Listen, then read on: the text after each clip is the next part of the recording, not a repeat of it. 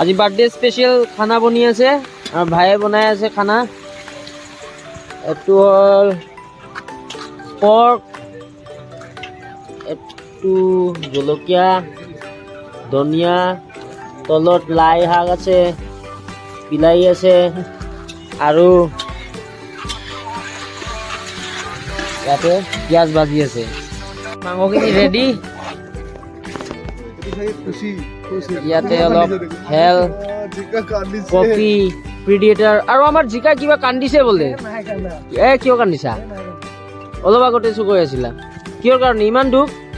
আজিৰ এক্সপিৰিয়েঞ্চটো কোৱাচোন আৰু একবাৰ। কি খুচি? ইতনি খুচি?